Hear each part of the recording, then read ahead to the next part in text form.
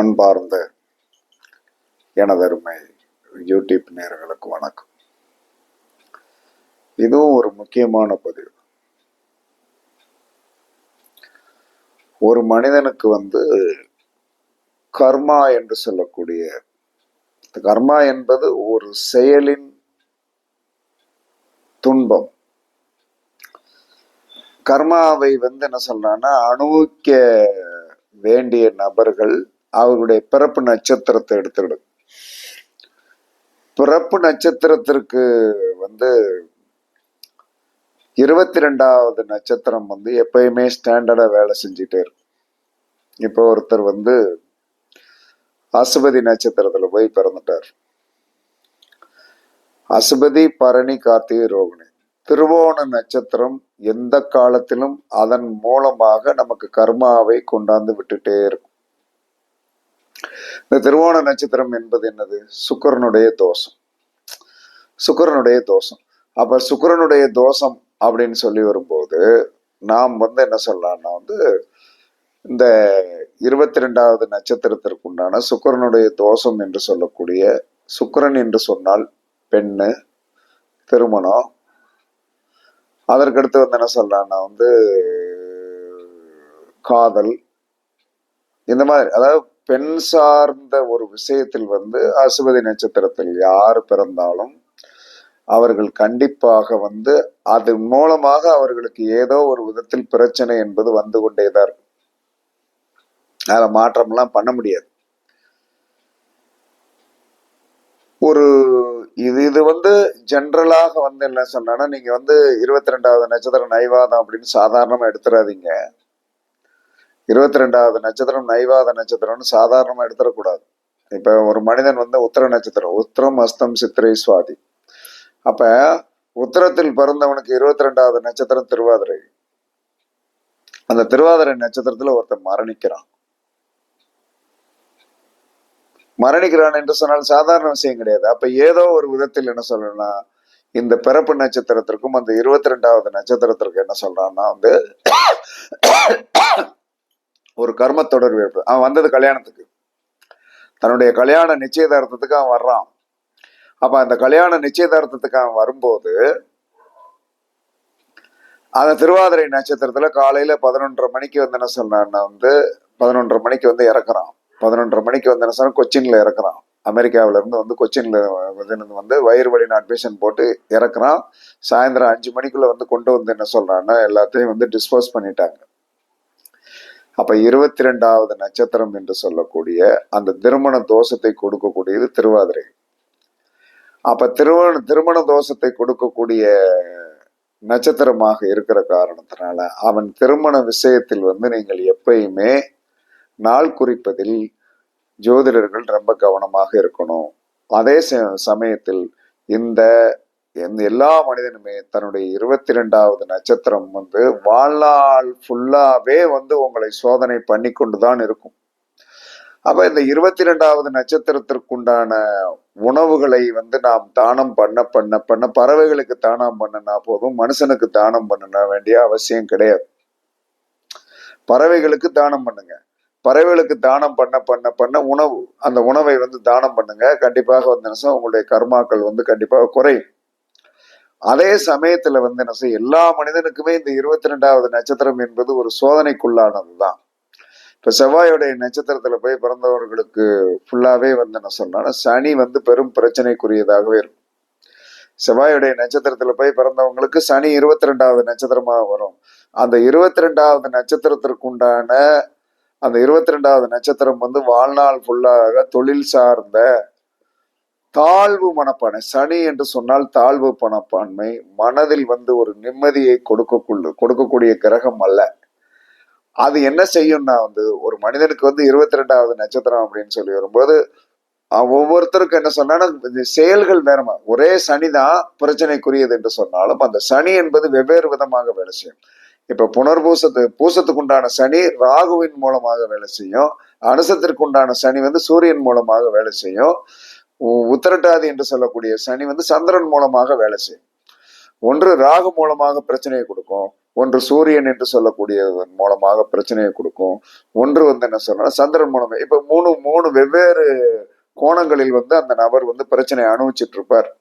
அதுல மாற்று கருத்தெல்லாம் சொல்ல முடியாது. அப்ப இந்த நட்சத்திரங்கள் உங்களுடைய பிறப்பு நட்சத்திரத்திற்கு 22வது நட்சத்திரத்திற்கு உண்டான உணவை தயவு செய்து தானம் பண்ணுங்க.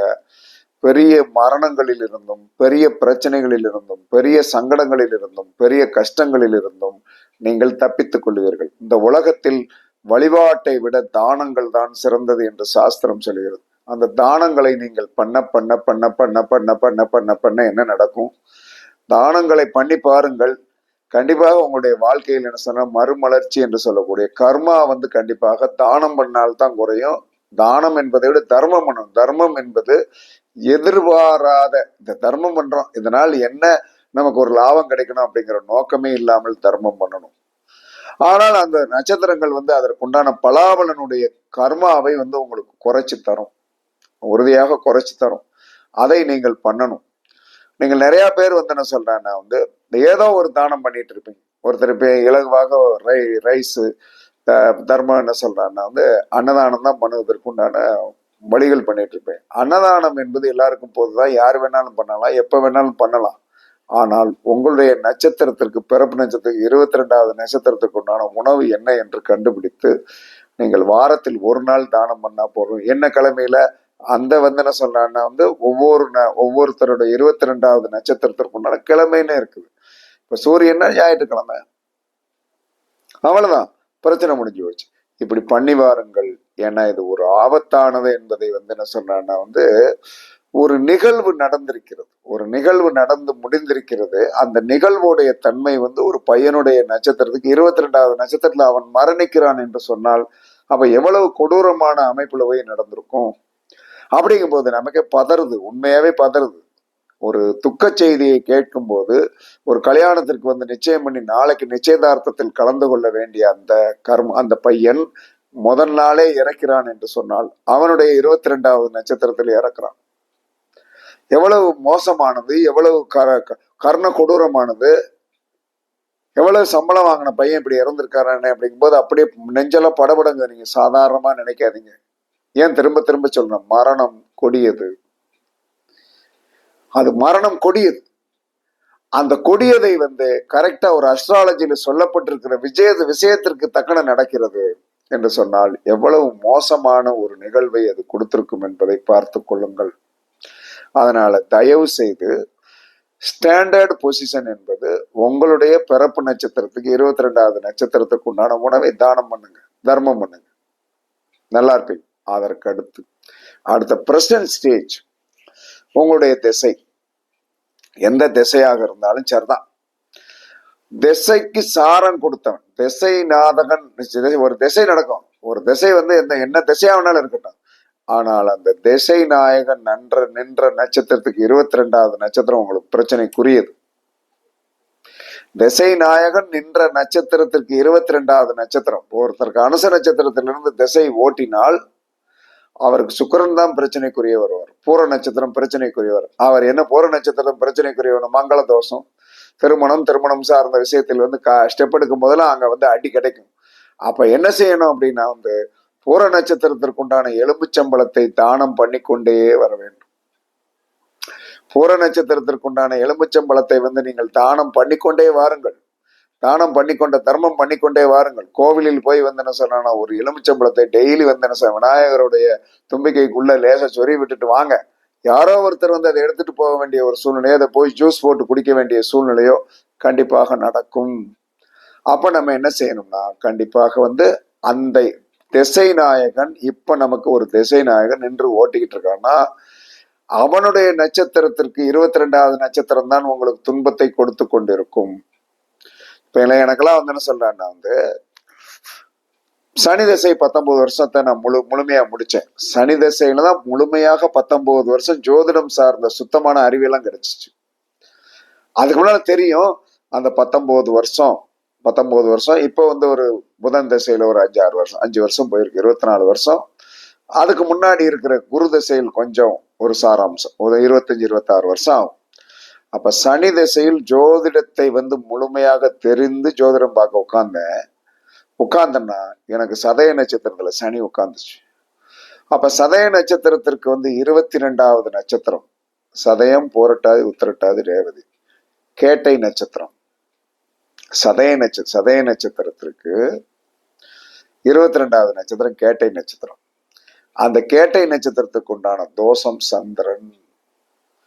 கேட்டை நட்சத்திரத்துக்கு உண்டான தோஷம் வந்து சந்திரனாக இருக்கிற காரணத்தினால் அந்த மனோநிலை பாதிப்பு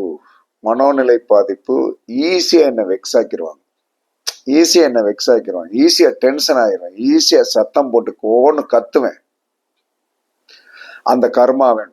அதே சமயத்தில் புதன் என்று சொல்லி வரும்போது என்ன சொன்னா, அந்த புதனுடைய தோஷம், புதன் பிளஸ் சந்திரனாகத்தான் அது வேலை செய்யும்.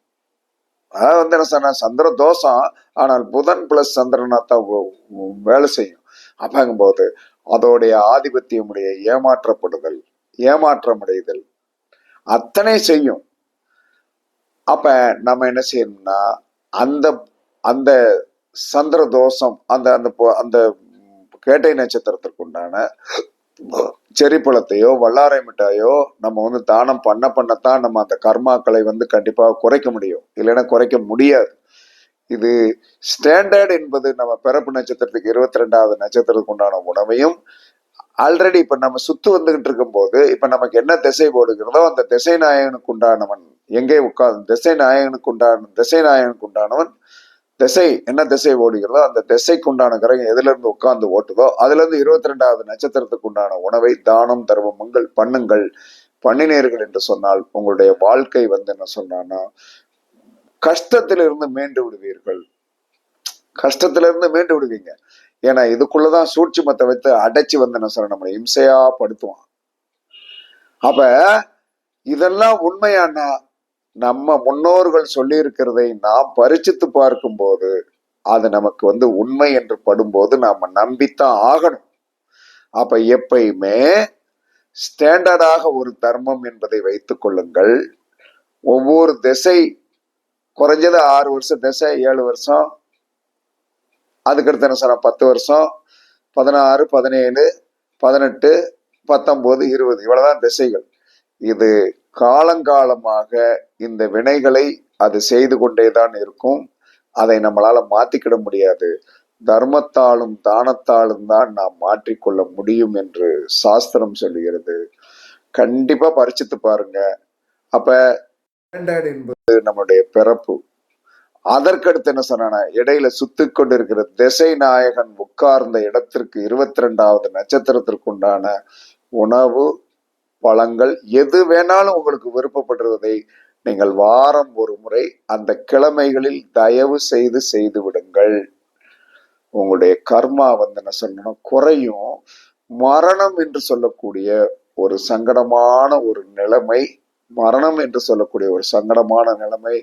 பிரச்சனை என்று சொல்லக்கூடிய வாகன விபத்துக்கள், தற்கொலை எண்ணங்கள், டென்ஷன் ஆக்கி விடக்கூடிய ஆதிபத்தியங்கள், சத்துருக்கள் நம்ம கூடயே தான் இருப்பாங்க. கர்மாவை செயல்படுத்தக்கூடிய சக்திகள் நம் கண் முன்னாக, அது மனைவியாக இருக்கலாம், குழந்தைகளாக இருக்கலாம், நண்பர்களாக இருக்கலாம், தெரிந்தவனேதான் இந்த விவரத்தை செய்து கொண்டிருப்பானே தவிர தெரியாத யாருமே வரமாட்டாங்க. அதனால் தர்மத்தை பண்ணுங்கள். 2 தர்மம் தான் வாரத்தில். இதனால் என்ன நடக்கும் என்று சொன்னால், எல்லா பிரச்சனை வந்தா தானே வேறு பிரச்சனைகளை நம்ம கவனம் செலுத்த முடியாது.